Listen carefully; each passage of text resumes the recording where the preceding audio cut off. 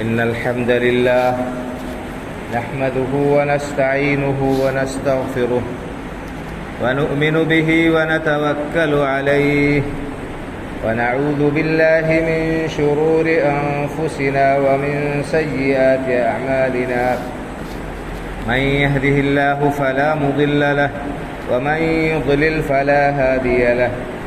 وأشهد أن لا إله إلا الله وحده لا شريك له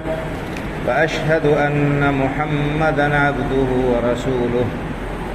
يا أيها الذين آمنوا اتقوا الله حق تقاته ولا تموتن إلا وأنتم مسلمون يا أيها الناس اتقوا ربكم الذي خلقكم من نفس واحدة وخلق منها زوجها وبث منهما رجالا كثيرا ونساء واتقوا الله الذي تساءلون به والأرحام إن الله كان عليكم رقيبا يا أيها الذين آمنوا اتقوا الله وقولوا قولا سديدا يصلح لكم أعمالكم ويغفر لكم ذنوبكم ومن يطع الله ورسوله فقد فاز فوزا عظيما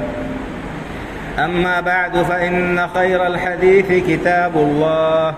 وخير الهدي هدي محمد صلى الله عليه وسلم وشر الأمور محدثاتها وكل محدثة بدعة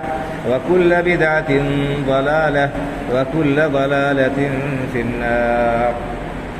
أعوذ بالله من الشيطان الرجيم. يوم نقول لجهنم هل امتلأت وتقول هل من مزيد وأزلفت الجنة للمتقين غير بعيد هذا ما توعدون لكل أواب حفيظ من خشي الرحمن بالغيب وجاء بقلب منيب ادخلوها بسلام ذلك يوم الخلود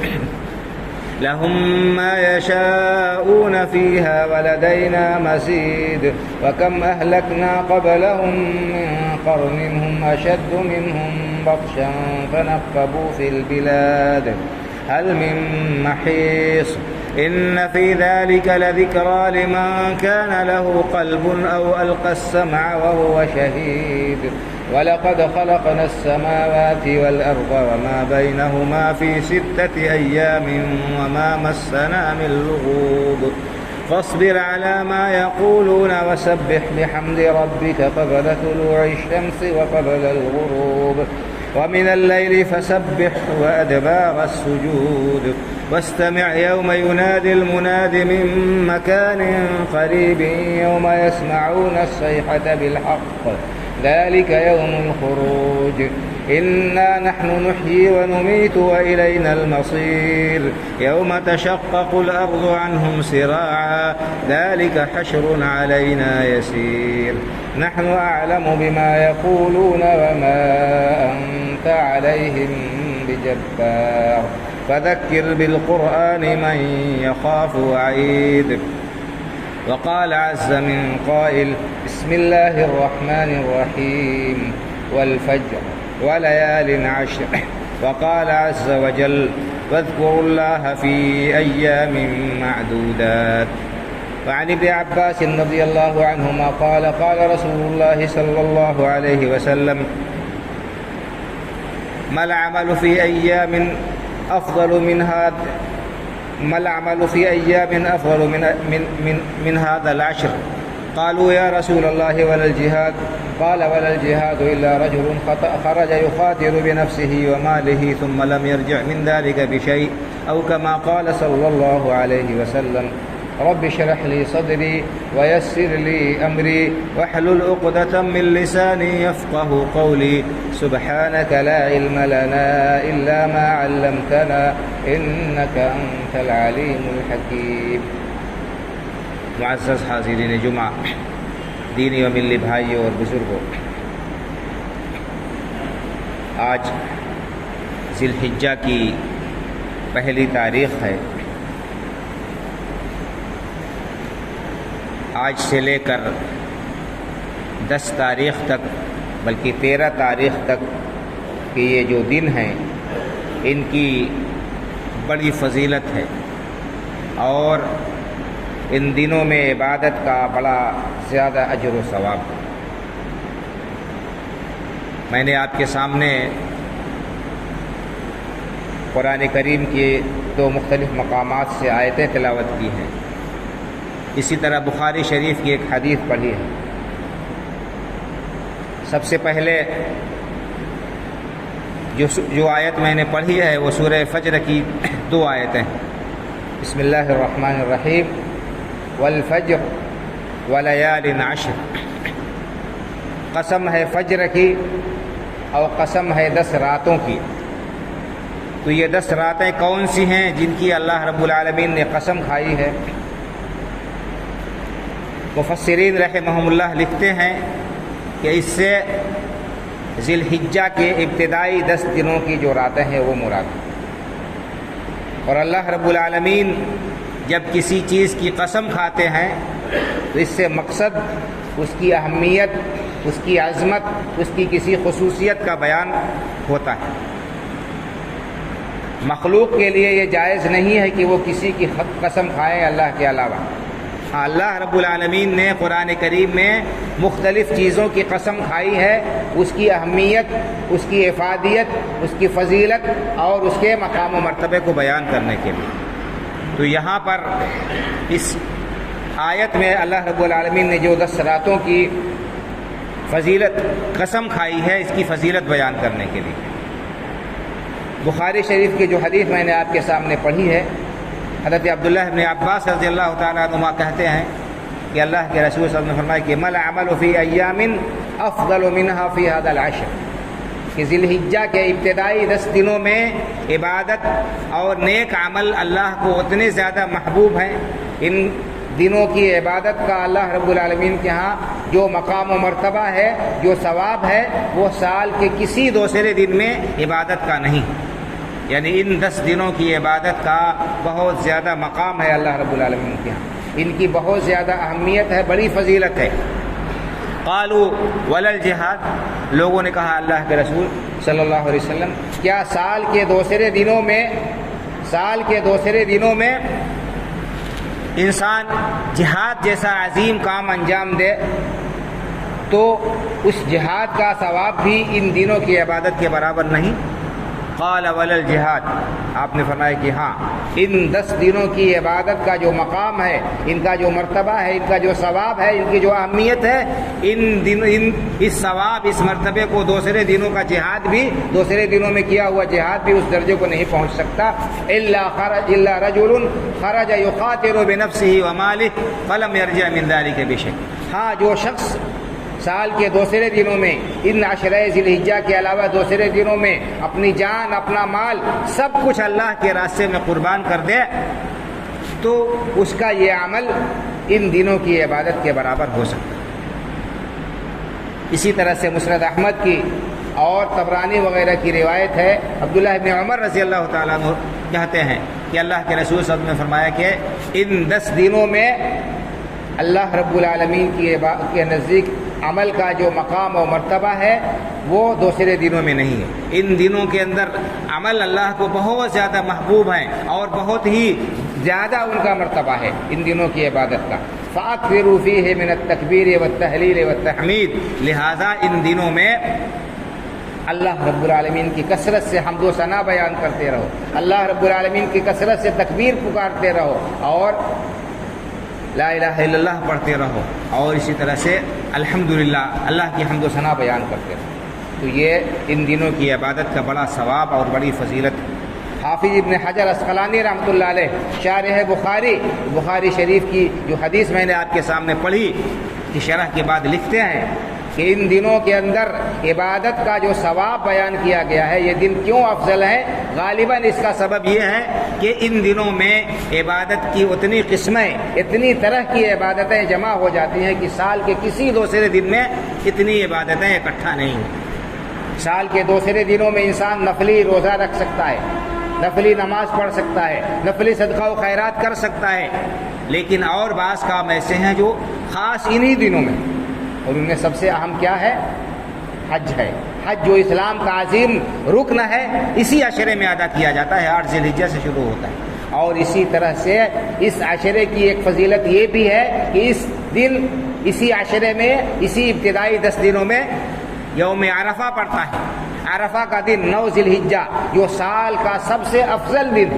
جو سال کا سب سے افضل دن ہے، افضل الایام یوم عرفہ، عرفہ کا دن یعنی 9 ذی الحجہ، جس دن حاجی لوگ میدان عرفات میں ہوتے ہیں، یہ دن سال کے دنوں میں سب سے زیادہ افضل ہے۔ تو نماز، روزہ، صدقہ، خیرات، نفلی عبادات، قرآن کریم کی تلاوت، حج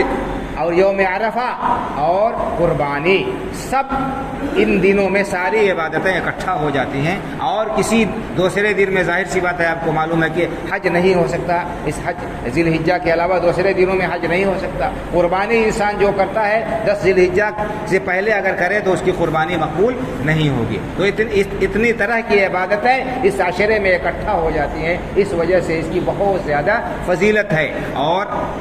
اس کا بڑا زیادہ ثواب ہے۔ اور سلف صالحین سے مروی ہے، حضرت عبداللہ ابن عمر اور حضرت ابو ہریرہ رضی اللہ تعالیٰ عنہما کے بارے میں آتا ہے کہ جب چاند نظر آ جاتا تھا تو ذی الحجہ کا، تو وہ بازار جاتے تھے صرف تکبیر پکارنے کے لیے، تکبیر پکارنے کے لیے۔ قرآن میں اللہ نے جو فرمایا وَاذْكُرُوا اللَّهَ فِي أَيَّامٍ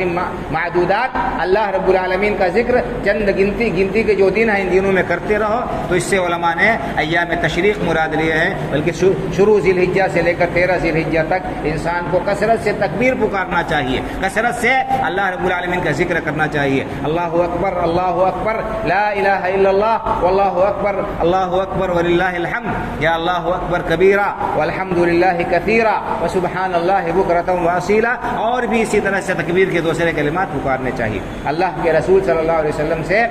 تکبیر کا کوئی خاص صیغہ وارد نہیں ہے، مختلف صحابہ کرام رضی اللہ تعالیٰ عنہ اجمعین سے یہ تکبیر کے صیغے آئے ہیں، تو ان میں سے جو صیغہ بھی، جو الفاظ بھی انسان ادا کرے کافی ہو جائے گا۔ اصل یہ ہے کہ اللہ کی تحمید الحمدللہ، تکبیر اللہ اکبر اور تحلیل لا الہ الا اللہ کثرت سے کہنا چاہیے۔ تو اللہ اکبر لا الہ الا اللہ، اللہ اکبر وللہ الحمد، اس میں تکبیر بھی پائی گئی، تحلیل بھی پائی گئی، تحمید بھی پائی گئی، تینوں چیزیں ایک جو ہے اس ذکر میں پائی گئی۔ اس لیے انسان کو ان دنوں کی اہمیت کو سمجھتے ہوئے اس کا زیادہ سے زیادہ اس میں عبادت کا اہتمام کرنا چاہیے۔ اگر کوئی شخص یکم ذی الحجہ سے 9 ذی الحجہ تک روزہ رکھ سکتا ہے تو اسے روزہ رکھنے کا بھی اہتمام کرنا چاہیے، خاص طور سے 9 ذی الحجہ جو یوم عرفہ ہے، اس دن کے روزے کی بڑی فضیلت آئی ہے۔ صحیح مسلم کے اندر حضرت ابو قتادہ رضی اللہ تعالیٰ عنہ سے روایت ہے کہ اللہ کے رسول صلی اللہ علیہ وسلم نے فرمایا کہ مجھے امید ہے کہ عرفہ کے دن کا روزہ یہ 1 سال پچھلے اور 1 سال آئندہ کے گناہوں کا کفارہ ہو جائے گا۔ تو ایک دن کا روزہ رکھنے سے انسان کے 2 سال کے گناہ صغیرہ معاف ہو جائیں گے۔ یہ کتنی بڑی فضیلت کی بات ہے، لیکن افسوس یہ ہے کہ ہم ان دنوں کی اہمیت کو، ان دنوں کی فضیلت کو نہیں سمجھتے ہیں اور ان کو ہم ضائع کر دیتے ہیں، اور ان دنوں کو بھی ہم عام دنوں کی طرح سے گزار دیتے ہیں غفلت میں۔ حالانکہ ہونا یہ چاہیے کہ ہم ان دنوں کی قدر کریں، ان کے مقام و مرتبے کو پہچانیں اور ان دنوں میں زیادہ سے زیادہ عبادت کر کے اللہ رب العالمین کے یہاں اجر و ثواب ہم درج کرا لیں۔ یہ اللہ رب العالمین کا اس امت کے اوپر بہت بڑا فضل و کرم ہے، اس امت پر اللہ رب العالمین کا بہت بڑا انعام اور نوازش ہے کہ اس نے اس امت کو ایسے مواقع فراہم کیے، ایسے دن رکھے اللہ رب العالمین نے جن میں انسان تھوڑی سی محنت کرتا ہے اور اس کو ثواب بہت زیادہ ملتا ہے۔ ہم یہ سمجھتے ہیں صرف کہ لیلۃ القدر ہی ایک فضیلت والا دن ہے، یعنی رات ہے جس میں ہم عبادت کرنے سے 1000 مہینے کی عبادت کا ثواب ملتا ہے۔ علماء نے یہ بھی لکھا ہے کہ عشرہ ذی الحجہ کے جو دن ہیں، یہ دن افضل ہے عبادت کے اعتبار سے، رمضان کے آخری عشرے کے دنوں سے افضل یہ ہے، یہ علماء نے یہ بھی لکھا ہے۔ اور کہا کہ البتہ آخری عشرے کی جو راتیں ہیں جن میں لیلۃ القدر ہے، وہ راتیں اس عشرے کی راتوں سے افضل ہیں۔ ذی الحجہ کے ابتدائی جو 10 دن ہیں، ان دنوں کو افضل قرار دیا ہے رمضان کے دنوں سے، اور رمضان کے آخری عشرے کی راتوں کو افضل قرار دیا گیا ہے کیونکہ اس کے اندر لیلۃ القدر ہے۔ تو بہرحال ہمیں اللہ رب العالمین کا شکریہ ادا کرنا چاہیے اور ان اوقات کی قدر کرنی چاہیے، ان میں زیادہ سے زیادہ عبادت کر کے اللہ رب العالمین کو راضی کرنے کی کوشش کرنی چاہیے۔ علامہ محمد بن صالح العثیمین رحمہ اللہ نے لکھا ہے، وہ فرماتے ہیں کہ عمل صالح جو اللہ کے رسول صلی اللہ علیہ وسلم فرمائے کہ ما العمل فی ایام افضل منها فی هذا العشر، تو عمل صالح جو ہے یہ عام ہے، کوئی مخصوص عبادت نہیں ہے۔ عمل صالح میں قرآن کریم کی تلاوت بھی داخل ہے، اس میں اللہ کا ذکر بھی داخل ہے، اس میں تسبیح و تحلیل بھی داخل ہے، اس میں امر بالمعروف و نہی عن المنکر بھی داخل ہے، اس میں صدقہ و خیرات بھی داخل ہے، اس میں لوگوں کے ساتھ، رشتہ داروں کے ساتھ حسن سلوک کرنا بھی داخل ہے، والدین کے ساتھ احسان کرنا، ان کی خدمت کرنا، یہ تمام طرح کے جو عبادات ہیں، جو نیکیاں ہیں، یہ سب عمل صالح میں داخل ہے۔ تو انسان کو چاہیے کہ ان عبادات کا اہتمام کرے، قرآن کریم کی تلاوت بھی کرے اور نفلی عبادات تسبیح پڑھے، یعنی جو نوافل کا اہتمام کرے، قیام اللیل کا اہتمام کرے، اسی طرح سے توبہ و استغفار کرتا رہے اور کثرت سے اللہ کا ذکر کرتا رہے، یعنی تسبیح پڑھتا رہے، اٹھتے بیٹھتے چلتے جاگتے اپنا کام کرتے ہوئے انسان تسبیحات پڑھ سکتا ہے، اس کے لیے کوئی رکاوٹ نہیں ہے۔ حضرت عبداللہ ابن عمر رضی اللہ تعالیٰ عنہما اور ابو ہریرہ رضی اللہ عنہ دونوں کے بارے میں بخاری شریف کے اندر روایت ہے کہ یہ دونوں بازار جاتے تھے صرف تکبیر کہنے کے لیے، کوئی کام نہیں تھا، تکبیر کہتے تھے بلند آواز سے، اور سن کر ان کو بازار والے بھی تکبیر کہتے تھے۔ تو یاد دہانی کے طور پر ایسا کر سکتے ہیں، لیکن اجتماعی طور پر بیٹھ کر ذکر کرنا یہ ثابت نہیں ہے، یہ ثابت نہیں کہ ایک بار ایک آدمی تلقین کرے پھر سارے کے سارے لوگ مل کر ایک ساتھ اس کا جواب دے، یہ درست نہیں ہے۔ اپنے اپنے طور پر لوگ ذکر کرتے رہیں اور تکبیرات پکارتے رہیں، گھروں کے اندر بھی اور اپنے اپنے کام کی جگہوں پر بھی جب فرصت میں رہیں تو، اور لوگوں کو بھی عمل خیر کی طرف بلائیں اور اس کی تلقین کریں۔ تو یہ اس عشرے کی فضیلت ہے، اور اس عشرے کے جو بعض کام ہیں جن کی طرف میں نے اشارہ کیا، اللہ رب العالمین سے دعا ہے کہ اللہ تعالی ہمیں اس عشرے میں زیادہ سے زیادہ نیکیاں کرنے کی اور زیادہ سے زیادہ اعمال صالحہ کی توفیق سے نوازے اور ہماری عبادات کو شرف قبولیت سے نوازے، آمین۔ اس کے بعد بھائی اور بزرگوں، ہم سب کو معلوم ہے کہ 10 ذی الحجہ سے لے کر 13 ذی الحجہ تک یہ ایام تشریق ہیں، اور ان ایام تشریق میں قربانی کی جاتی ہے انسان کے لیے، یہ اسلام کا ایک عظیم شعار ہے قربانی۔ حضرت ابراہیم علیہ الصلوۃ والتسلیم کی یہ یادگار ہے، اور اللہ کے رسول صلی اللہ علیہ وسلم نے ہمیشہ قربانی کی، اور اسی طرح صحابہ کرام رضی اللہ تعالیٰ عنہم اجمعین نے بھی قربانی کی۔ اس لیے اس شعیرے کا بھی اہتمام کرنا چاہیے اور اللہ کا ذکر اور کثرت سے کرتے رہنا چاہیے۔ قرآن کریم میں اللہ رب العالمین نے اس قربانی کا مقصد بیان کر دیا ہے، وہ مقصد بھی ہمارے ذہن نشین رہنا چاہیے۔ لن ینال اللہ لحومها ولا دماؤها ولکن ینالہ التقوی منکم، اللہ رب العالمین کو قربانی کے جانوروں کا خون اور گوشت نہیں پہنچتا، اس کو تمہارے خون اور گوشت کی کوئی ضرورت نہیں ہے جانوروں کی، ولکن ینالہ التقوی منکم، لیکن اللہ رب العالمین کی بارگاہ میں تمہارے دلوں کی پرہیزگاری پہنچتی ہے۔ اللہ رب العالمین یہ دیکھنا چاہتا ہے کہ تمہاری نیت کیسی ہے، تمہارا مقصد کیا ہے اس جانور کی قربانی سے۔ اگر دل میں تقویٰ ہے، پرہیزگاری ہے، اللہ رب العالمین کی رضامندی مقصود ہے، تب تو یہ قربانی اللہ کی بارگاہ میں مقبول ہوگی، اس کا اجر و ثواب ملے گا۔ اور اگر مقصد کچھ اور ہے، مقصد ریاکاری ہے، دکھاوا ہے، شہرت طلبی ہے یا گوشت خوری ہے، تو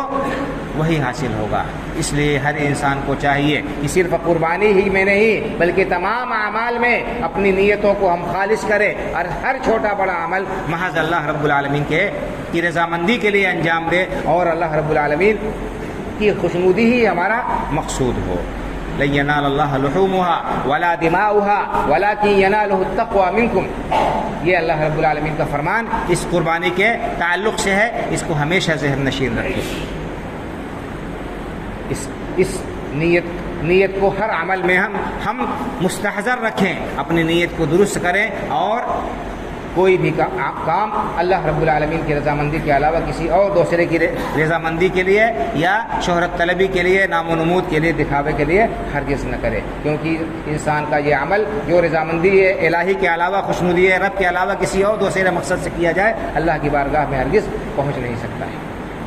اس کے بعد بھائی اور بزرگوں، قربانی کے سلسلے میں اور اس کے جانوروں کے سلسلے میں بھی اللہ کے رسول صلی اللہ علیہ وسلم کی کچھ ہدایات ہیں کہ انسان قربانی کا جانور جب خریدتا ہے تو وہ دیکھے اچھے سے اچھا اور خوبصورت سے خوبصورت جانور جو اس کے بس میں ہے، جو اس کی استطاعت میں ہے، اسے اللہ کے راستے میں قربان کرے۔ حدیث میں آتا ہے کہ اللہ کے رسول صلی اللہ علیہ وسلم خوبصورت، فربہ اور تندرست جانور قربان کرتے تھے۔ اللہ کے رسول صلی اللہ علیہ وسلم نے میڈھے کی بھی قربانی کی ہے اور اونٹ کی بھی قربانی کی ہے، اور 4 طرح کی قربانیوں جانور ہیں، یعنی نر اور مادہ، جن کا تذکرہ قرآن کریم میں کیا گیا ہے کہ یہ 4 طرح کے جانوروں کی قربانی کی جا سکتی ہے۔ اونٹ نر اور مادہ، اور گائے نر اور مادہ، اور بھیڑ دمبا نر اور مادہ، اور اسی طرح بکری۔ ہمارے ملک میں چونکہ گائے جو ہے قانوناً منع ہے، اس لیے اس سے احتراز کرنا چاہیے، اور باقی دوسرے جانور جو دستیاب ہیں ان کو کرنا چاہیے، اور اس میں یہ دیکھنا چاہیے کہ جو انسان کے وسعت اور بس میں ہے اس کے مطابق اسے اچھے سے اچھا جانور قربان کرنا چاہیے اللہ رب العالمین کے لیے۔ اور ایسا جانور جو عیب دار ہو، لنگڑا ہو، لولا ہو، کانا ہو، جس کا کان کٹا ہوا ہو اور چرا ہوا ہو، یا اسی طرح سے اندھا ہو، یا اتنا کمزور ہو کہ وہ اٹھ نہ سکتا ہو، قربان گاہ تک نہ جا سکتا ہو، اس قسم کے جانوروں کی قربانی سے انسان کو احتراز کرنا چاہیے، بچنا چاہیے۔ اللہ کے رسول صلی اللہ علیہ وسلم نے منع فرمایا ہے کہ اس قسم کے جانوروں کی، عیب دار جانوروں کی قربانی کی جائے۔ اسی طرح سے آپ نے یہ بیان فرمایا ہے کہ لا تذبحوا الا مسنہ الا ان يعثر علیکم فتذبحوا جذعۃ من الضأن، یعنی دانتے جانور کی ہی قربانی درست ہے، بغیر دانتے جانور کی قربانی درست نہیں ہے، چاہے وہ جس قسم کا بھی ہو، دانتا جانور ہی قربانی کرو۔ اگر نہ ہو سکے تو میڈھا، بھیڑ یا دمبا، وہ بغیر دانتا ایک سال کا اس کو ذبح کر سکتے ہیں، بھیڑ اور دمبے کے سلسلے میں اجازت ہے، اللہ کے رسول صلی اللہ علیہ وسلم نے اجازت دی ہے۔ باقی اور کسی جانور کے سلسلے میں بغیر دانتے کے ادنت جانور کی قربانی کو آپ نے جائز نہیں قرار دیا ہے، منع کیا ہے، کہا کہ ہرگز نہ ذبح کرو مگر مسنہ۔ مسنہ کس کو کہتے ہیں؟ علماء لغت نے لکھا ہے، شراح حدیث نے لکھا ہے کہ اس سے مراد دانتا جانور ہے، یعنی جس کے کم از کم 2 دانت اگلے دودھ کے گر گئے ہوں، اسی جانور کی قربانی درست ہوگی۔ اور مسنہ یہ سن سے نہیں ہے کہ 1 سال کا جو بکرا ہے اس کی قربانی درست ہے، حدیث کے اعتبار سے یہ صحیح نہیں ہے، اس لیے اس سے احتراز کرنا چاہیے، بچنا چاہیے۔ اسی طرح سے قربانی کے جانور کے سلسلے میں انسان کو اور بھی بعض چیزوں کا خیال کرنا چاہیے۔ بعض مسائل ہیں، میں نے بیان کیا تھا، اگر کوئی شخص قربانی کا جانور خریدتا ہے صحیح سالم دیکھ کر اور تمام شرائط اس کے اندر پائے جاتے ہیں، لیکن اتفاق سے حادثہ ہو گیا، ایکسیڈنٹ ہو گیا اور اس جانور کے اندر کوئی عیب خریداری کے بعد ہو گیا، خریداری کے بعد کوئی عیب پیدا ہو گیا، تو اگر اس انسان کے بس میں طاقت میں ہے کہ دوسرا جانور وہ خرید سکتا ہے تو بہتر یہ ہے کہ دوسرا جانور خرید کر قربانی کر دے، اور اگر اس کے بس میں نہیں ہے، دوسرا جانور نہیں خرید سکتا ہے، استطاعت نہیں ہے، پیسے نہیں ہیں، تو ایسی صورت میں انسان اسی جانور کی قربانی کر سکتا ہے جو اس نے خریدا تھا قربانی کے لیے۔ ایک حدیث آتی ہے، حضرت ابو سعید خدری رضی اللہ تعالیٰ عنہ بیان کرتے ہیں، کہتے ہیں کہ انہوں نے ایک میڈھا خریدا تھا، دمبا خریدا تھا قربانی کے لیے، لیکن خریدنے کے بعد جب لے آئے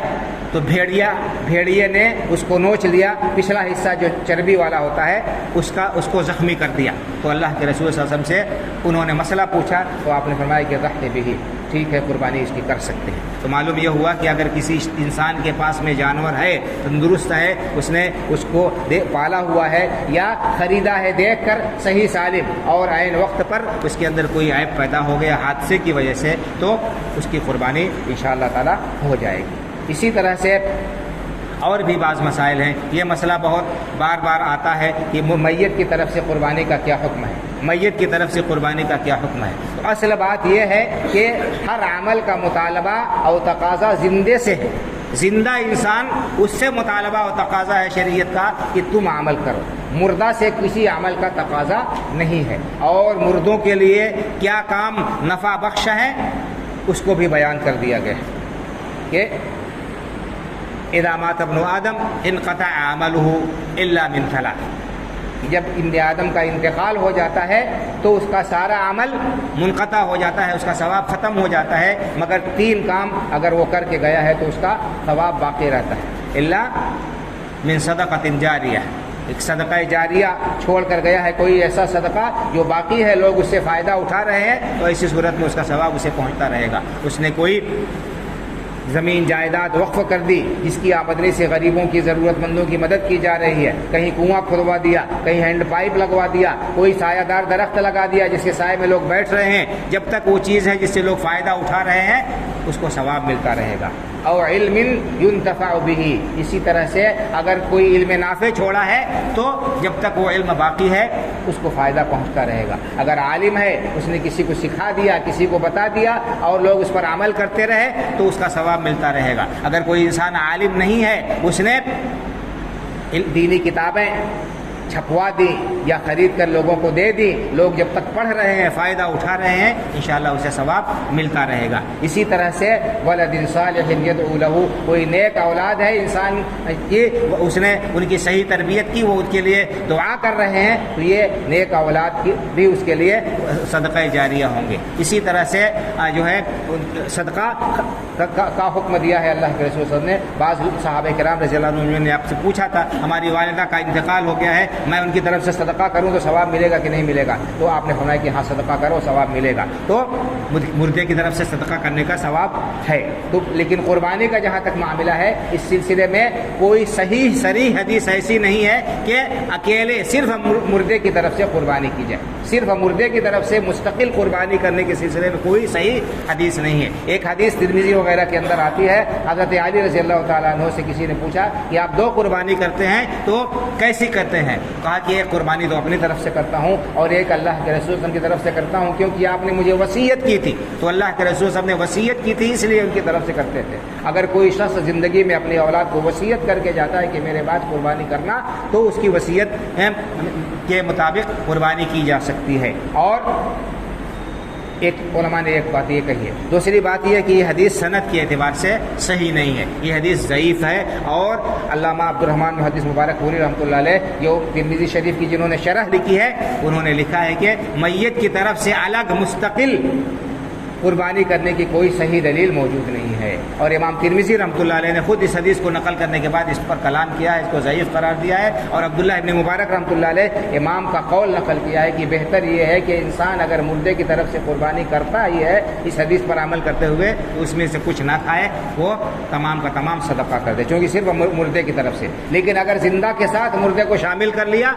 تو کھا سکتا ہے، جیسے کہ اللہ کے رسول صلی اللہ علیہ وسلم نے قربانی کی تھی اپنی طرف سے اور اپنی امت کی طرف سے، اپنی طرف سے اور اپنی امت کی طرف سے آپ نے قربانی کی تھی، تو اس میں زندہ اور مردہ دونوں شامل تھے، تو اس کو کھایا۔ تو کہا کہ اگر کوئی شخص قربانی کرتا ہے اور اس میں اپنے آپ کو، اپنے اہل و عیال کو، زندوں مردوں سب کی نیت کر لیتا ہے تو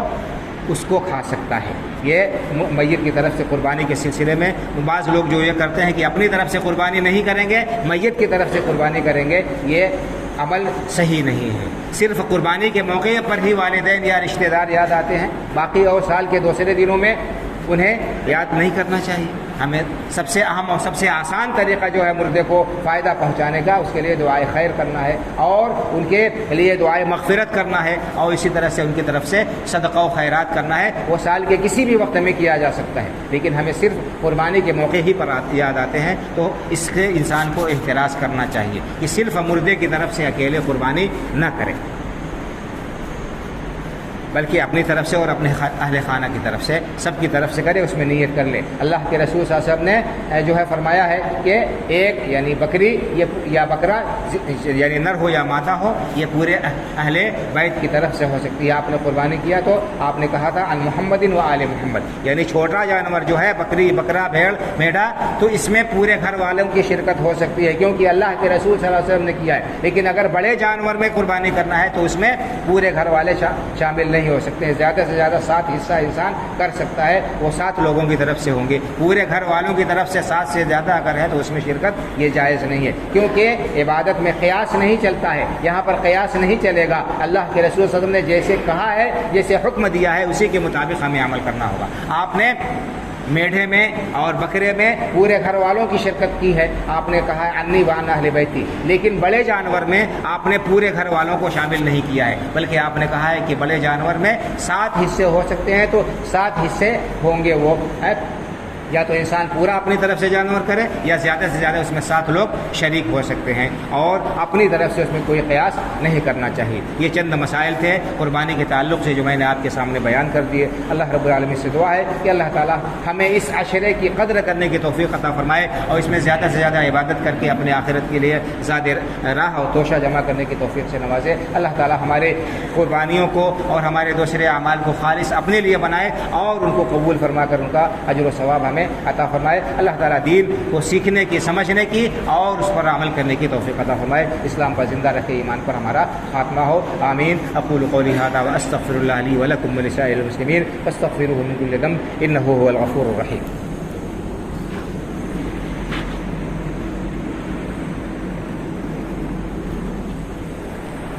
ان الحمد للہ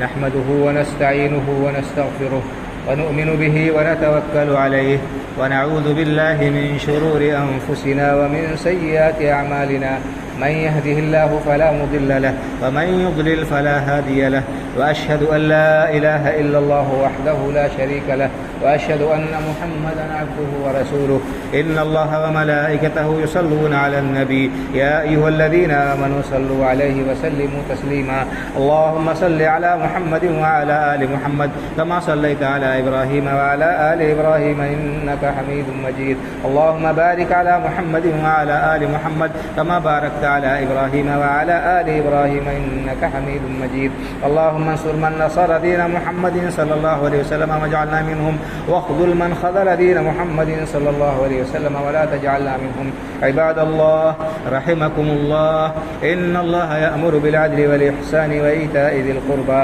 وينهى عن الفحشاء والمنكر والبغي يعظكم لعلكم تذكرون فاذكروا الله يذكركم وادعوه يستجب لكم ولذكر